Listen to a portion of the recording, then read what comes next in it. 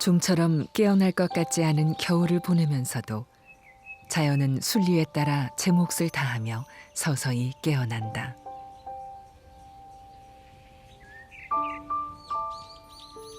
눈으로는 결코 보이지 않지만 마음을 열어 바라본다면 우리도 그 자연의 일부임을 언젠가는 자각하게 될 것이다.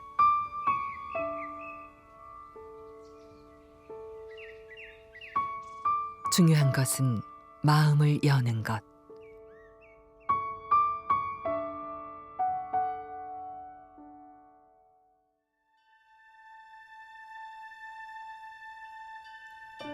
청정한 자연과 한 몸이 되어 지극한 아름다움으로 우리 눈앞에 모습을 드러내는 서산 상황산 계심사.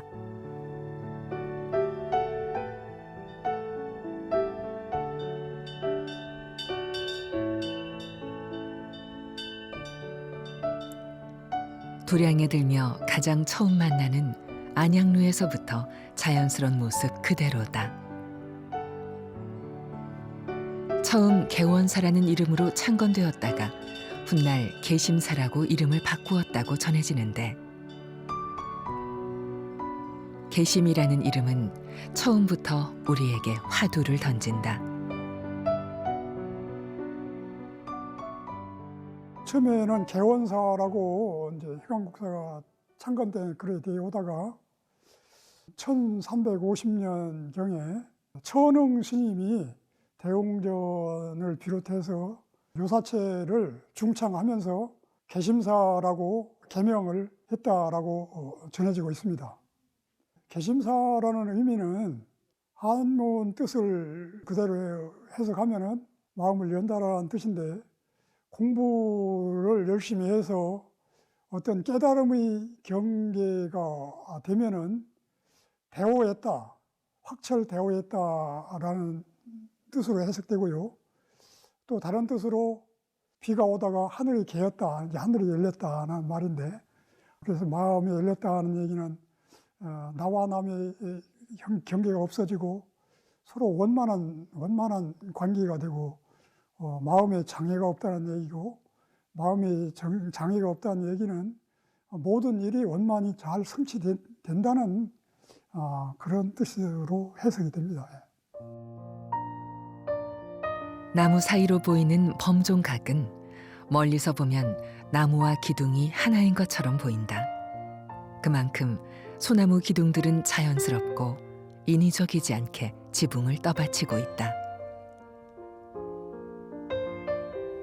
네모 지붕을 이고 있는 네 기둥들은 나무의 휘어진 모습대로 겉껍질만 벗겨내 다듬지 않고 사용했다. 휘어지고 비틀려 세속적인 반듯함은 아니지만 생긴 그대로를 분별 없이 따뜻하게 품어주는 사찰의 가르침이 세월을 거듭해 울려 퍼졌을 것이다.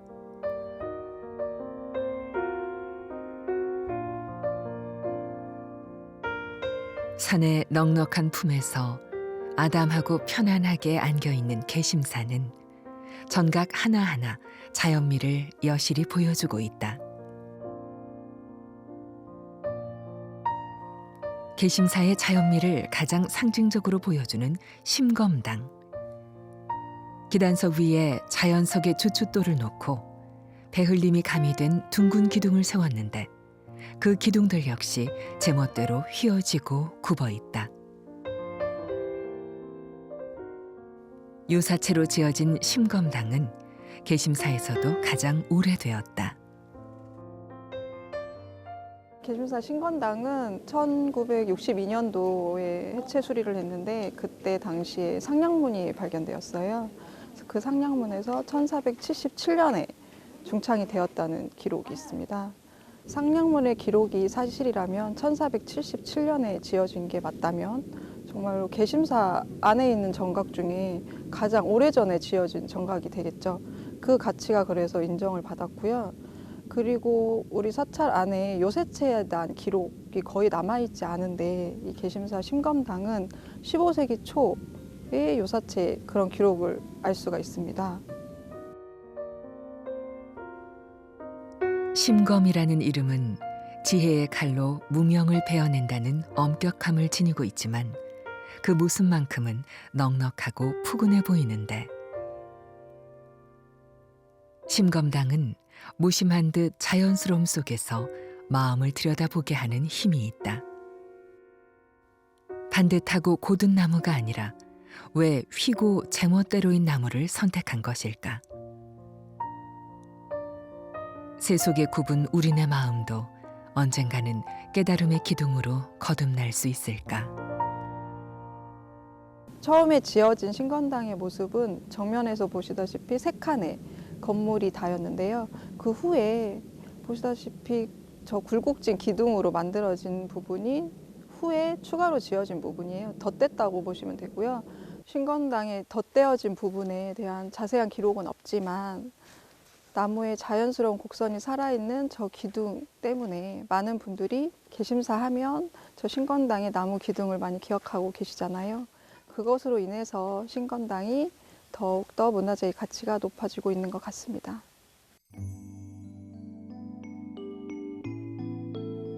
안양로 옆으로 샘문처럼 나 있는 해탈문을 지나면 개심사의 중심 법당인 대웅보전이 눈에 들어온다.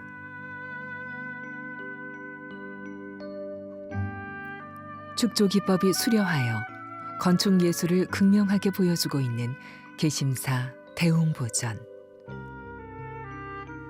많지 않은 조선 초기의 건축물로서 단정한 맛배 지붕을 하고 있는 개심사 대웅보전은 품위가 있으면서도 결코 위압적이지 않다고 묘사된다.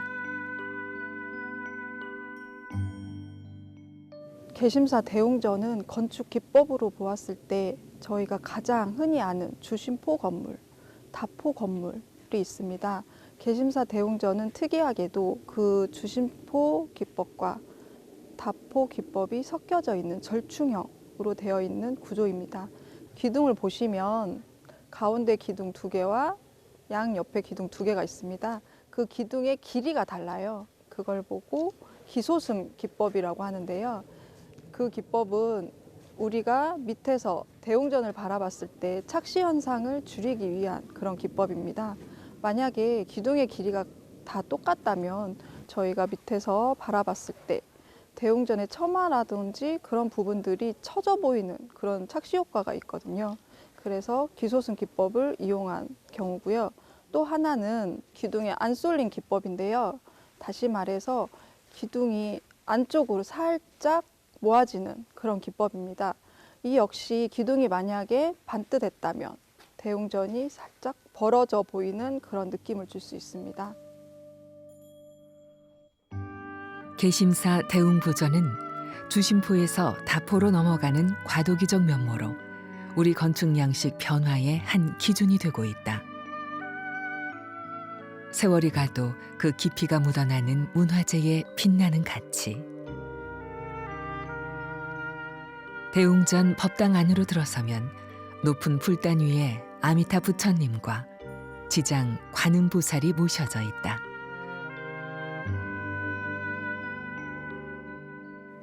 가운데 목조 아미타 열의 좌상은 고려시대 불사를 주관한 기관 승제색의 활동 자료 중 가장 이른 시기여서 더 의미가 있다.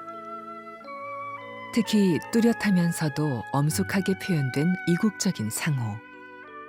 중후하고 건장하며 생동감 넘치는 조각기법으로 고려 후기 목조 불상 가운데 완성도가 무척 높은 불상으로 여겨지고 있다. 좌우 협시보살로는 관세음보살과 지장보살이 모셔졌는데 두 보살상은 가운데 아미타 열의 좌상과는 달리 입상으로 조성되었다.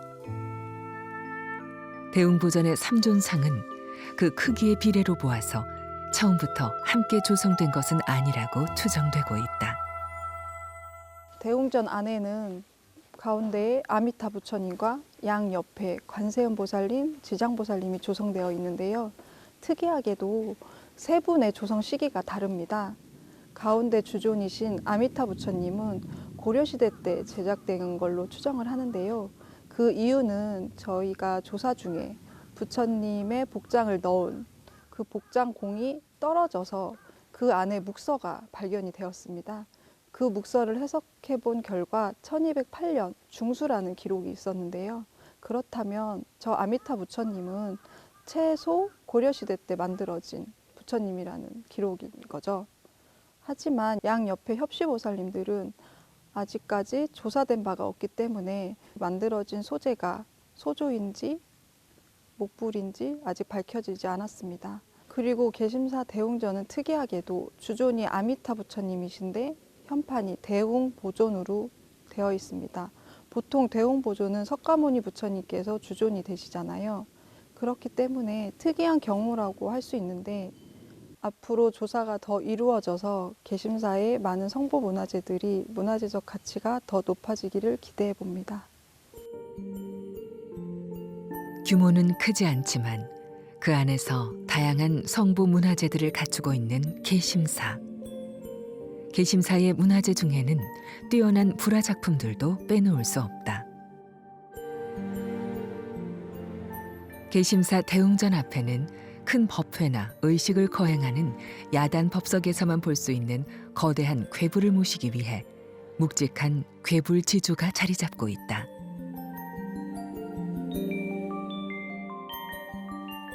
조선 영조 때 그려진 개심사 영산회 괴불탱은 붉은색과 녹색의 보색 대비 및 화불과 모란꽃, 연꽃 등 아름다운 문양이 매우 화려하게 연출되어 있다. 이러한 복잡한 문양과 비현실적인 신체 비례 등에서 18세기 후기 불화의 특징을 잘 살필 수 있는 작품이다.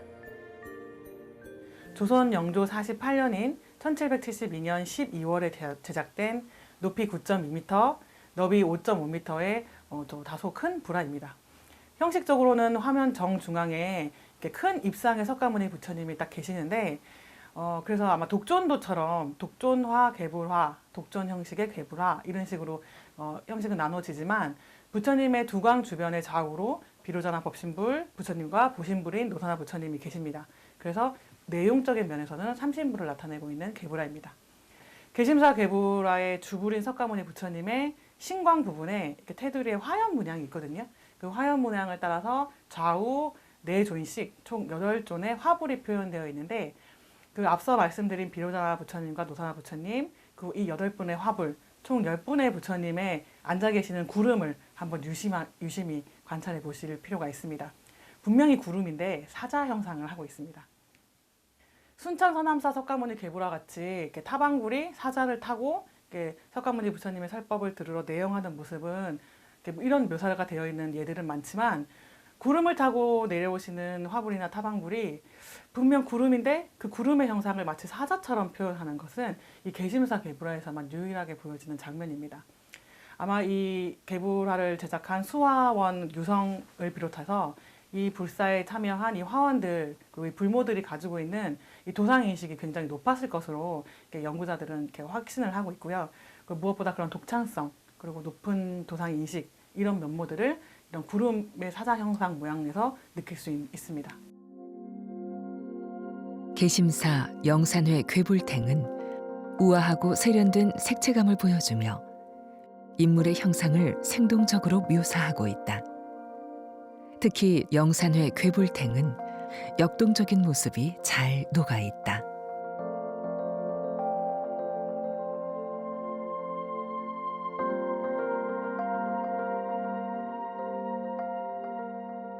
개심사에는 영산회 괴불탱 외에도 독특한 불화 작품들이 보물문화재로 지정돼 있는데 보존 문제로 인해 소장고에 모셔놓은 문화재들은 그 모습을 확인하기가 쉽지 않다.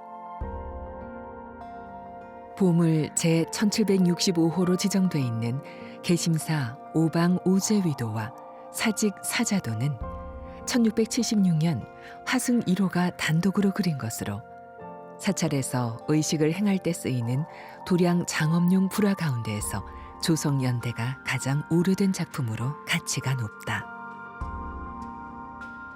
오방 오제위도는 도교의 오방 신왕과 관련 있는 중국의 전설 속 5방위의 제왕들을 그리고 사직 사자도는 염라대왕의 명을 실행하는 4명의 저승사자들을 각 한 폭에 한 명씩 그려놓았다. 불교의 의식은 주로 주불전 내부에서 이루어지지만 참석 인원이 많을 경우에는 야외에서 진행되기도 합니다. 이처럼 실내외 공간 어디든 불교 의식이 이루어질 때는 불국토를 상징하는 동시에 그 장소를 꾸미기 위한 일정한 장엄이 이루어지게 되는데, 불교 장엄은 크게 상단, 중단, 하단 이 3단 체계를 구성하는 것이 기본입니다. 특히 영단을 장엄하기 위해서 제작된 사직사자도와 오방제의도의 앞글자 4, 5를 따서 이 불화를 4오로 혹은 4오로탱이라고 합니다. 이러한 명칭은 16세기 이후 이게 사찰의 중수기나 사적기, 불화 화계 등의 이 4오로탱이라는 말이 등장하기 시작했습니다.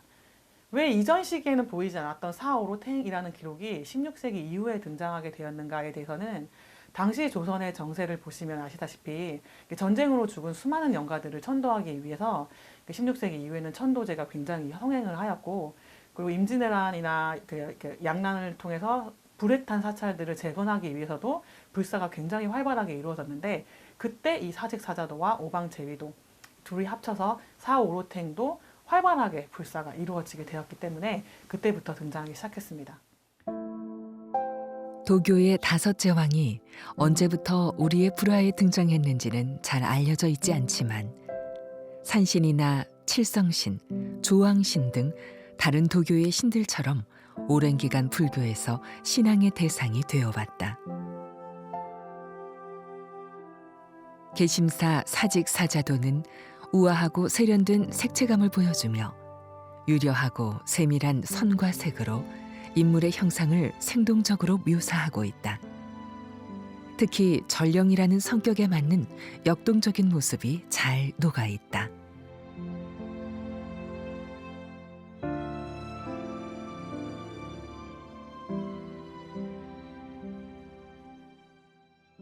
개심사 오방제의도와 사직사자도는 유실된 폭이 없이 완전하게 전해진다는 점에서 매우 중요합니다. 뿐만 아니라 이 사오로 탱화 중에서 조성연대가 가장 앞서는 작품이자 유일하게 제작과 관련돼서 그 인물들의 존명이 어떤 분들이신지, 그리고 1676년에 제작했다는 절대년도가 있고요. 그리고 시주자, 증명, 그리고 화승 1호가 단독으로 그렸다는 내용, 그리고 화주, 비구에 대한 그 화기가 남아있는 유일한 작품이기 때문에 그 불화가 중요합니다.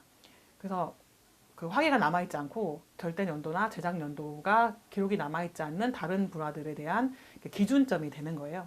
그래서 이것이 중요한 이유는 방위와 명칭이 밝혀지지 않는 오방제의도와 사직사자도의 다른 작품들의 존명을 밝히는 데 있어서 기준작이 되기 때문에 매우 가치가 있습니다.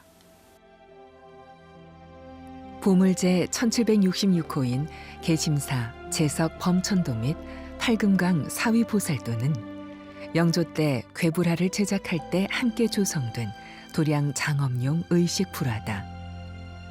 총 14폭으로 구성되어 주로 영산제나 수륙제 등을 치를 때 도량의 장엄을 위해 절 주위에 걸었던 이 불화는 그림의 가장자리에는 굵은 선으로 테두리를 꾸미고 그 안의 인물을 화면에 꽉 차도록 그려 넣었다.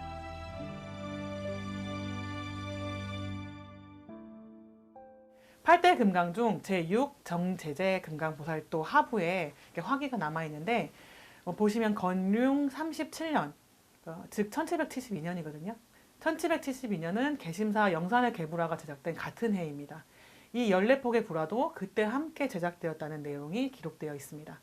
따라서 개불과 함께 영산제를 베풀기 위해 일괄 함께 제작했다는 이런 것으로 그 학자들은 추정을 하고 있고, 이렇게 야외 불교 의식에서 사용된 번화가 괴불과 아예 처음 단계부터 함께 제작되었다는 동시 제작 스토리를 가지고 있으면서도 18세기 괴불을 중심으로 이루어진 야외 의식용 불화가 어떻게 구성되었는가 그 일면을 확실하게 보여주고 설명해주고 있기 때문에 먼저 보물로 지정되어 있는 개심사 불화 같이 보물로 지정되어 있는 작품입니다.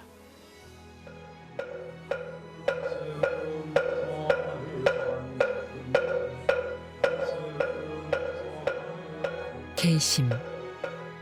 마음을 열어 바라보아야 할 세계는 과연 어디인가? 닫힌 세상에서 우리는 모두가 최선의 인생이라고 자신을 합리화하지만 그것은 결국 부질없는 일이라며 진실은 우리의 다친 마음 밖에 있다며 개심사는 끊임없이 우리의 문을 두드리고 있다.